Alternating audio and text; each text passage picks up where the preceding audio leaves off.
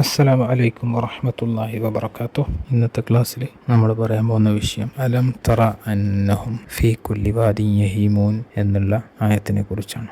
ഈ ആയത്ത് കവിതകൾ എഴുതുന്നവരെ കുറിച്ചാണ്, കവിതകൾ പാടി നടക്കുന്നവരെ കുറിച്ചാണ് പറയുന്നത്. അതായത് അവർ എല്ലാ താഴ്വരകളിലും അലഞ്ഞു നടക്കുന്നവരാണെന്ന് നീ കണ്ടില്ലേ എന്നാണ് അള്ളാഹു ചോദിക്കുന്നത്. ഇവിടെ യഹീമൂൻ എന്നുള്ള വാക്ക് ഉപയോഗിച്ചിരിക്കുന്നത് ഹാമ യഹീമു എന്നുള്ള വാക്കുകളിൽ നിന്നാണ്. അപ്പോൾ ഹാമ യഹീമു എന്ന് പറയുന്നത് ഒട്ടകം വെള്ളം കിട്ടാതെ അങ്ങോട്ടും ഇങ്ങോട്ടും അലയുന്ന ആ ഒരു അവസ്ഥയ്ക്കാണ് ഹാമ യഹീമു എന്ന് പറയുന്നത്. അതായത് ഒട്ടകത്തിന് ദാഹം കൊണ്ട് അത് മരിക്കാനായി എന്നുള്ള അവസരത്തിൽ അങ്ങോട്ടും ഇങ്ങോട്ടും അലഞ്ഞു നടക്കുന്ന ആ ഒരു സന്ദർഭത്തെയാണ് ഇവിടെ ഉദ്ദേശിക്കുന്നത്. അതേപോലെ അൽ ഹിയാം എന്നുള്ള വാക്കിൻ്റെ അർത്ഥം വരുന്നത് നമ്മളെ കൊല്ലാൻ വേണ്ടി സ്നേഹിക്കുന്ന രീതിയിലുള്ള ആ സ്നേഹത്തെയാണ്. അതായത് സ്നേഹിച്ച് കൊല്ലുക എന്ന് പറയുന്നില്ല, അത് തമാശക്കാണെങ്കിലും അത് റിയലായിട്ട് നടക്കുന്ന ആ ഒരു വിഷയത്തെയാണ് അൽ ഹിയാം എന്ന് പറയുന്നത്. ഇപ്പോൾ ഒരു ലെവൽ വെച്ചിട്ട്, ഇപ്പോൾ നമ്മൾ 1 മുതൽ 10 വരെയുള്ള ലെവൽ വെച്ചിട്ട് സ്നേഹത്തിന് 10 ലെവലുണ്ടെങ്കിൽ ആ 10ാമത്തെ ലെവലായിരിക്കും ആ വ്യക്തിയുടെ മരണത്തിന് കാരണമാവുക. അത് അത്രയും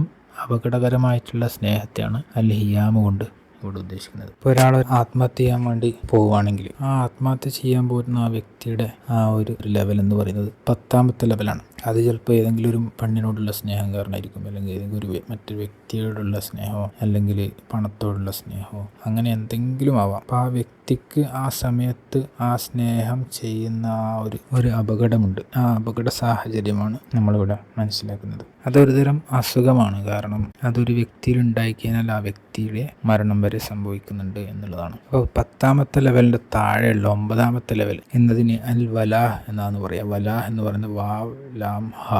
ആ വലാഹിൻ്റെ റൂട്ട് ലെറ്റർ ഹംസ ലാ ഹ എന്നിൽ നിന്ന് വന്നു എന്നുള്ളതും കൂടിയാണ്. കാരണം ലാ ഇലാഹ ഇല്ലല്ലയിൽ ഇലാഹ് എന്നുള്ള വാക്ക് അതുമായിട്ട് ബന്ധമുള്ളതാണ്. അപ്പോൾ ഇലാഹ് എന്നുള്ള വാക്കിൻ്റെ ഒരു അർത്ഥം വരുന്നത് സ്നേഹം തന്നെയാണ് എന്നുള്ളതാണ്. അപ്പോൾ ആ ലെവലിലുള്ള ആ ഒരു സ്നേഹത്തിന് മുകളിലായിക്കഴിഞ്ഞാൽ പിന്നെ ആ വ്യക്തി മരണപ്പെടും എന്നുള്ളതാണ്. ആ വലാഹ് എന്നുള്ള ആ സ്നേഹത്തിൻ്റെ ലെവലിൽ നമുക്കൊരു ബുദ്ധിമുട്ടും വേദനയും അനുഭവപ്പെടില്ല എന്നുള്ളതാണ്. നമ്മൾ മുമ്പ് 2 ഉമ്മമാരുടെ വിഷയം പറഞ്ഞിരുന്നു.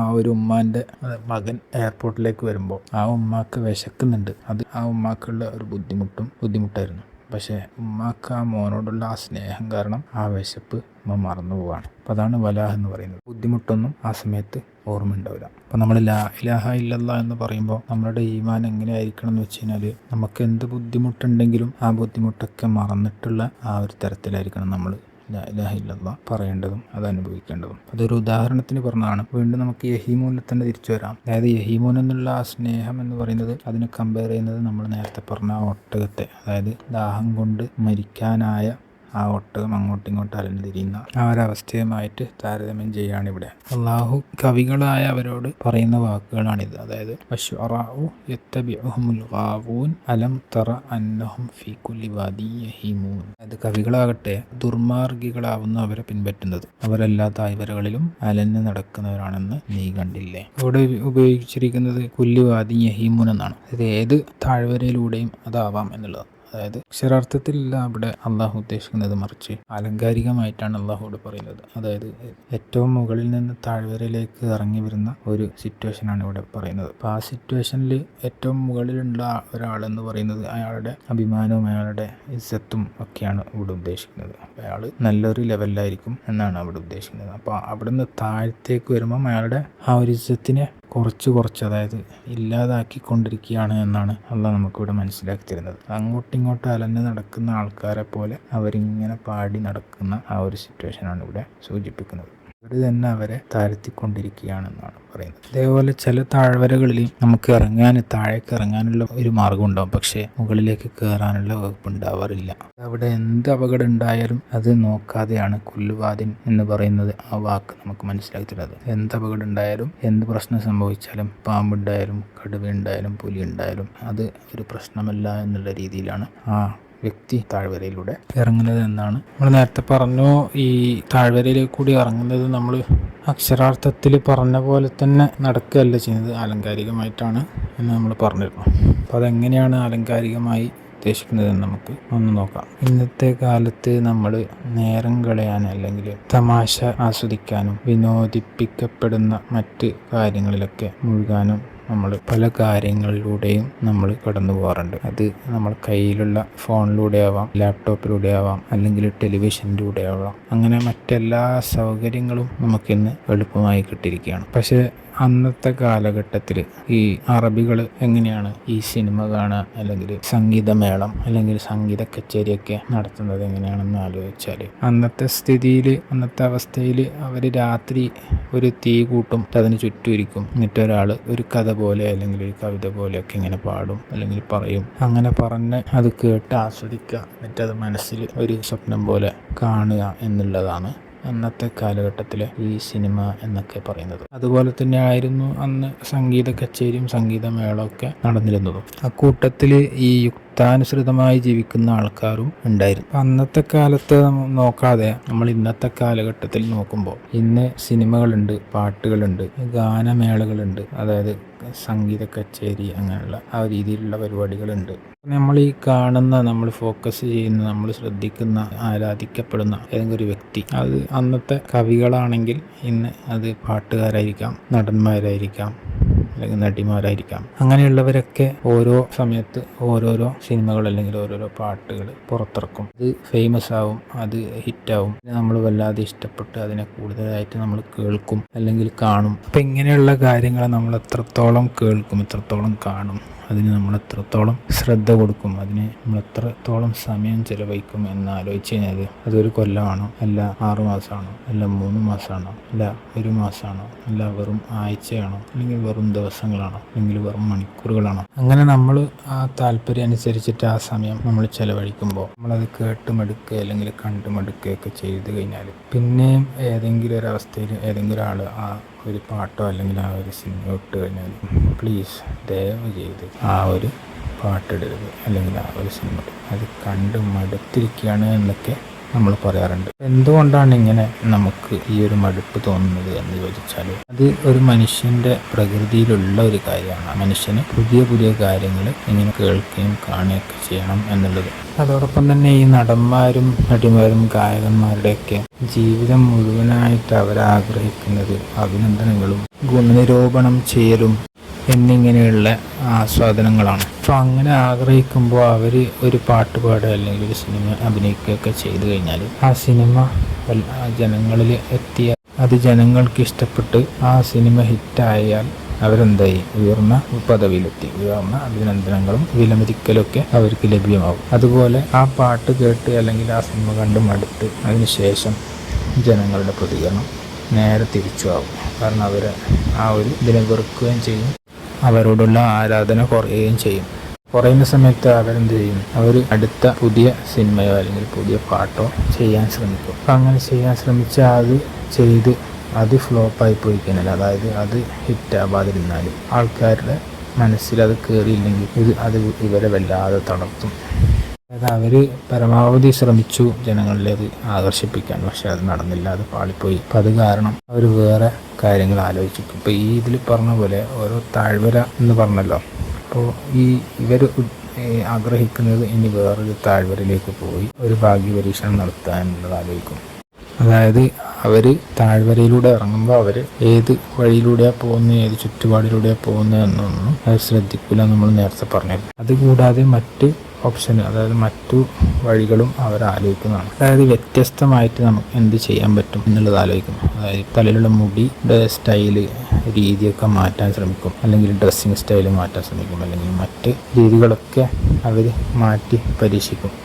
അപ്പം അതൊന്നും ചിലവാതിരിക്കുമ്പോൾ പിന്നെ അത് മോശത്തരത്തിലേക്ക്, അവരുടെ കോലത്തിൽ വൃത്തികേടുകളും മറ്റ് മോശത്തരത്തിലേക്കുമൊക്കെ അവർ നീങ്ങാൻ തുടങ്ങും. അവരുടെ ജീവിതം അവരിങ്ങനെ ഓരോ വെറൈറ്റി വ്യത്യസ്തത ഇങ്ങനെ കണ്ടുകൊണ്ടേയിരിക്കണം എന്നുള്ളതാണ്. അവരതിൽ ടെൻഷൻ അടിച്ച് ജീവിതം മുന്നോട്ട് നയിക്കുകയാണ് ചെയ്യുന്നത്. കാരണം സ്വന്തം ശരീരം മൊത്തമായിട്ട് പണിയും വെച്ച് കളിക്കുന്ന കളിയായിരിക്കും പിന്നീട് ഉണ്ടാവുക. അതായത് അവരാദ്യം ഈ താഴ്വരയുടെ മുകളിലാണ് ഉണ്ടായിരുന്നത്. അതായത് അവർ നല്ല ഹിറ്റായി ഫേമസ് ആയ സമയത്ത് അവർ മുകളിലാണുള്ളത്. പിന്നീട് അവരുടെ ജീവിതത്തിൽ മാറ്റങ്ങൾ വരുന്നതിന് അനുസരിച്ചിട്ട്, അതായത് ജനങ്ങളെ ശ്രദ്ധ കേന്ദ്രീകരിക്കാൻ വേണ്ടിയിട്ട് അവർ താഴ്വരയിലേക്ക് ഇറങ്ങി അവരുടെ ഇസ്സത്തിനെ, അവരെ അന്തസ്സിനെയും അഭിമാനത്തെയും ഒക്കെ അവർ കളഞ്ഞ് കുടിച്ച് അവസാനം നിന്ദതയിലേക്ക് അവർ നീങ്ങുകയാണ് ചെയ്യുന്നതെന്നാണ് ആ ഒരു ഉദാഹരണത്തിലൂടെ, ആ ഒരു ആയത്തിൻ്റെ ആ ഭാഗത്തിലൂടെ നമുക്ക് മനസ്സിലാക്കി തരുന്നത്. നമ്മൾ അന്നത്തെ കാലത്തെ കവിതകളും ഇതൊക്കെ എടുത്തു നോക്കുമ്പോൾ അന്ന് കവിതകളൊന്നും ആൾക്കാർ കേൾക്കാൻ തയ്യാറാവാത്ത സമയത്ത് ഇവർ മോശമായ വരികളിലൂടെ കവിതകൾ എഴുതും, കവിതകൾ പാടാനൊക്കെ തുടങ്ങും. അപ്പം അങ്ങനെ പാടുന്ന സമയത്ത് അവരിൽ ശ്രദ്ധ വരും. അപ്പം അത് കാരണം ഇപ്പം ഇന്നത്തെ കാലം പറഞ്ഞ പോലെ തന്നെ ആ ശ്രദ്ധ വീണ്ടും മാഞ്ഞു പോകും. അപ്പോൾ ഈ വിനോദങ്ങൾ എന്ന് പറയുന്നത്, വിനോദങ്ങൾ നടത്തുന്നവരൊക്കെ ചെയ്യുന്ന രീതി എന്ന് വെച്ച് കഴിഞ്ഞാൽ ആദ്യം ഭയങ്കര ഉയർച്ചയിലായിരിക്കും അവരുണ്ടാവുക. അത് പിന്നീട് അവർ തന്നെ ആ ഒരു രീതികളിൽ നിന്ന് മാറി അവർ മോശമായ രീതിയിലേക്കും അവസാനം ഏറ്റവും താഴത്തെ തട്ടുന്ന ഇനി താഴോട്ടേക്ക് പോകാൻ പറ്റാത്ത അവസ്ഥയിലേക്ക് അവരെത്തും. ഇവരുടെ ജീവിതം എന്ന് പറയുന്നത് ഓരോ താഴ്വരയിലേക്കും ഇറങ്ങിച്ചെല്ലുക എന്നുള്ളതാണ്. വേറെ ഉദ്ദേശമൊന്നുമില്ല. അവരുടെ ഫാൻസിനെ അല്ലെങ്കിൽ അവരുടെ ആരാധകരെ അവരെ ബോധ്യപ്പെടുത്തുക എന്നുള്ളതാണ് അവരുടെ ജീവിത മാർഗം തന്നെ. അതിന് പുറമെ നേരെ തിരിച്ചുമാണ്, ആരാധകർക്കാണ് ആരാധിക്കപ്പെടുന്നവരോട് കൂടുതൽ ഭ്രാന്തുള്ളതും. അധികം കാണാൻ ചില ഗാനമേളകളിലൊക്കെ പോയി കഴിഞ്ഞാൽ ചില ഇംഗ്ലീഷ് ഗായകരൊക്കെ പാടുന്ന സദസ്സിൽ ഒരുപാട് ആൾക്കാർ കരയുന്നതായിട്ടൊക്കെ കാണാൻ പറ്റും. എന്താണ് ഈ ആരാധകരോട് എന്ത് ബന്ധമാണുള്ളത്? ഒരു ബന്ധമില്ല, അയാളെ അറിയ പോലും ചെയ്യില്ല. ഈ ഇങ്ങനെയുള്ള മൊത്തം ഇൻഡസ്ട്രിയെ ഈ ആയത്തിലൂടെ നമുക്ക് ഒറ്റയടിക്ക് പൂർണ്ണമായി മനസ്സിലാക്കി തരികയാണ് അല്ലാഹു ഇവിടെ ചെയ്യുന്നത്. അലം തറ അന്നഹും ഫീ കുല്ലി വാദിൻ യഹീമൂൻ എന്ന ആയത്തിലൂടെ. പക്ഷെ എന്നാൽ ഈ കവികളെന്ന് പറയുന്നത് അവർ വെറും വിനോദിപ്പിക്കുന്നവർ മാത്രമല്ല, അവർ ഈ തത്വചിന്തകരും കൂടിയായിരുന്നു. അതായത് യുക്താനുസൃതമായി ജീവിക്കുന്നവരും കൂടിയായിരുന്നു. അവർക്കെന്ന് പറഞ്ഞു കഴിഞ്ഞാൽ ഒരുപാട് ചോദ്യങ്ങളുണ്ടാവും. ഈ ജീവിതം എന്താണ്? ഈ മരണം എന്താണ്? ഈ മരണത്തിന് ശേഷമുള്ള ജീവിതം ഉണ്ടോ? ഖുർആൻ എന്നുള്ളത് ഒരു അന്യഗ്രഹ ജീവികളിൽ നിന്നൊക്കെ ഇറക്കപ്പെട്ടതാണോ? അല്ല നമ്മളെ പഠിക്കാൻ വേണ്ടി പ്രവാചകൻ എന്നുള്ള ആ വ്യക്തിത്വം ഉണ്ടായിരുന്നോ എന്നുള്ളത് നിങ്ങൾക്ക് എന്താണ് ഉറപ്പ്? അതുപോലെ ഖുർആൻ എന്നുള്ളത് പ്രവാചകൻ ഇറക്കപ്പെട്ട ഗ്രന്ഥമാണെന്ന് നിങ്ങൾക്ക് എന്തുറപ്പാണുള്ളത്? ഈ തത്വചിന്തകൻ പൊതുവെ അവരുടെ കോലത്തിൽ ഒരു മുടിയൊക്കെ ഇങ്ങനെ ചുരുണ്ട് കണ്ണടക്കെ വെച്ച് ഒരു വികൃതമായ രൂപമായിരിക്കും സാധാരണ നമ്മളുടെ മനസ്സിൽ വരാറ്. അങ്ങനെയുള്ള വ്യക്തിത്വങ്ങൾക്ക് നമ്മളോട് മെയിനായിട്ട് ഒരു കാര്യം മാത്രമേ പറയാനുള്ളൂ. അതായത് യഥാർത്ഥ സത്യം എന്നുള്ള ഒന്നില്ല എന്നുള്ളത് തെളിയിക്കുക എന്നുള്ളതാണ് അവരുടെ മെയിൻ ഉദ്ദേശം. അതായത് അവരോട് നമ്മൾ എന്ത് പറയാൻ ശ്രമിച്ചാലും അതിനവർ അങ്ങനെ ആയിരുന്നെങ്കിൽ എന്നുള്ള ചോദ്യം വീണ്ടും അതായത് നമ്മളിപ്പോൾ നേരത്തെ പറഞ്ഞ പോലെ ഓരോ താഴ്വരയിലേക്ക് ഇറങ്ങി ചെല്ലുന്നത് പോലെ അവർ വീണ്ടും ഇങ്ങനെ മാറി ചോദ്യങ്ങൾ ഉന്നയിച്ചു കൊണ്ടേയിരിക്കുന്നതാണ്. നമ്മളൊരു മറുപടി പറഞ്ഞു കഴിഞ്ഞാൽ അടുത്ത ചോദ്യം വരും, അതേ ചോദ്യം തന്നെയായിരിക്കും വീണ്ടും ചോദിക്കുക. അതായത് അങ്ങനെ ആയിരുന്നെങ്കിലോ എന്നുള്ള ചോദ്യം ഇങ്ങനെ ചോദിച്ചുകൊണ്ടേയിരിക്കും. ഖുർആനിലൂടെ നമുക്ക് അള്ളാഹു പറഞ്ഞിരുന്നത് ഈ എങ്ങനെ ആയിരുന്നെങ്കിൽ എന്നുള്ള ചോദ്യത്തിന് പകരം എന്തൊക്കെയാണ് ഇത്, എന്തൊക്കെയാണത്, എന്തൊക്കെയായിരുന്നു അത് എന്നൊക്കെയുള്ള ചോദ്യങ്ങളിലൂടെ കടന്നു പോകാനാണ്. അതായത് നമ്മൾക്ക് മുമ്പുള്ള ജനതയെ നശിപ്പിച്ച കാര്യങ്ങൾ പറഞ്ഞു, നമ്മൾക്ക് ചുറ്റിലുള്ള മരങ്ങളും ചെടികളും മറ്റ് സൃഷ്ടിജാലങ്ങളും ഒക്കെ നോക്കാൻ പറഞ്ഞു, അതിലൂടെ അള്ളാഹുവിനെ ഓർക്കാൻ പറഞ്ഞു, അതിലൂടെ അള്ളാഹുവിൻ്റെ കഴിവും ശക്തിയും മനസ്സിലാക്കാൻ വേണ്ടി പറഞ്ഞു. ഒക്കെ എന്താണ് എന്നുള്ള ചോദ്യമാണ് നമ്മൾ ചോദിക്കേണ്ടത് എന്നാണ് നമ്മളോട് അള്ളാഹു പറയുന്നത്. അതുപോലെ ഇതൊക്കെ എങ്ങനെയാണ് സംഭവിക്കുന്നത്, എങ്ങനെയാണ് സൃഷ്ടിക്കപ്പെട്ടത് എന്നൊക്കെയുള്ള ചോദ്യങ്ങളാണ് നമ്മൾ ചോദിക്കേണ്ടതും. അതായത് നമുക്ക് ഇങ്ങനെ ഒരുപാട് താഴ്വരയിലൂടെ കടന്നു പോകാനുള്ള സാഹചര്യം ഉണ്ടാവാറില്ല. നമുക്ക് ഒറ്റ മാർഗ്ഗമുള്ളൂ. ആ ഒറ്റ വഴിയിലേക്ക് നമുക്ക് ക്ലിയറായിട്ട് പോകാൻ പറ്റുന്നൊരു മാർഗമാണ് അള്ളാഹു നമുക്ക് നൽകിയിരിക്കുന്നത്. ഇന്ന് നമ്മൾ മുസ്ലിമീങ്ങളിലുള്ള ഒരു പ്രശ്നം എന്ന് വെച്ച് കഴിഞ്ഞാൽ ഖുർആനിനെ അറിഞ്ഞ് അതിനെക്കുറിച്ച് എങ്ങനെ ചിന്തിക്കണമെന്നുള്ള അറിവ് ഇല്ല എന്നുള്ളതിൻ്റെ കുറവാണ്.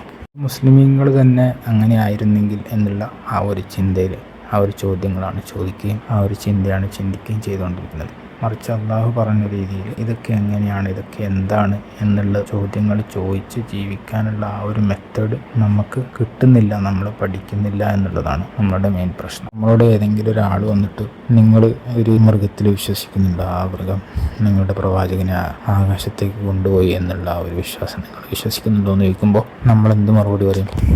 നമ്മൾ വിശ്വസിക്കുന്നുണ്ട് എന്ന് പറയാൻ ഒന്ന് മടിക്കും. കാരണം നമുക്കതിനെക്കുറിച്ച് കൃത്യമായ അറിവില്ല എന്നുള്ളത് കൊണ്ട്. നമ്മളെങ്ങനെയാണ് ആ അറിവ് ഉള്ളതോടുകൂടി നമ്മൾ ആ ഒരു മറുപടി കൊടുക്കാൻ തയ്യാറാവുക? എങ്ങനെയാണ് ഇന്ന് നമ്മുടെ യുവാക്കളെ എല്ലാ താഴ്വരയിലൂടെയും കൊണ്ടുപോകാൻ നോക്കുന്ന ആൾക്കാരുടെ കൂടെ ചെലവഴിച്ചു കൊണ്ടിരിക്കുന്ന അവരുടെ യുവത്വത്തെ നമ്മൾ എങ്ങനെയാണ് ഈ നേരായ മാർഗത്തിലേക്ക് കൊണ്ടുവരിക. ഇന്നത്തെ മുസ്ലിം യുവാക്കൾ തന്നെയാണ് അതിലേക്കുള്ള ചുവടുകൾ എടുത്തു വെക്കുന്നതും. ഇന്നത്തെ മുസ്ലിം യുവാക്കൾ ചെയ്യേണ്ടത് അങ്ങനെയുള്ള താഴ്വരയിൽ നിന്ന് നമ്മൾ നേരായ മാർഗത്തിലേക്ക് കൊണ്ടുവന്ന് അവരെ നയിക്കാൻ ശ്രമിക്കുകയാണ് വേണ്ടത് എന്നുള്ളതാണ്. അവർക്ക് അതിനുള്ള ഇൽമ തേടാനുള്ള ആ ഒരു മെൻറ്റാലിറ്റി, ആ ഒരു ചിന്താഗതി, അതായത് ചിന്തിക്കാനുള്ള ബുദ്ധി അവർക്ക് ഉണ്ടാവുന്നില്ല എന്നുള്ളതാണ്. കാരണം അവരുടെ ചുറ്റുപാടുകളിലൂടെ, അവരുടെ കൺമുമ്പിലുള്ള കാര്യങ്ങളിലൂടെ അവർ കടന്നു ചെല്ലാനാണ് ആഗ്രഹിക്കുന്നത്. പ്രത്യേകിച്ച് ആ ഒരു മാർഗത്തിൽ നിന്ന്, ആ ഒരു താഴ്വരയിൽ നിന്ന് നേരായ മാർഗത്തിലേക്ക് മറ്റുള്ളവരെ, അതായത് വഴിതെറ്റി പോകുന്ന ആൾക്കാരെ മാറ്റി തിരിച്ചു കൊണ്ടുവരാനാണ് ശ്രമിക്കേണ്ടതെന്നുള്ളത് പ്രത്യേകം ശ്രദ്ധിക്കേണ്ടതുണ്ട്. ഈ ആയത്ത് അലം തറ അന്നഹും കുല്ലി വാദി യഹീമുൻ എന്നുള്ള ആയത്തിലൂടെ നമുക്കൊരുപാട് കാര്യങ്ങൾ മനസ്സിലാക്കാൻ സാധിച്ചു. അൽഹംദുലില്ലാഹ്. ഇൻഷാ അല്ലാഹ്. സുബ്ഹാനകല്ലാഹുമ്മ വബിഹംദിക അശ്ഹദു അൻ ലാ ഇലാഹ ഇല്ലാ അൻത അസ്തഗ്ഫിറുക വ അത്തൂബു ഇലൈക്. അസ്സലാമു അലൈക്കും വറഹ്മത്തുള്ളാഹി വബറകാതുഹു.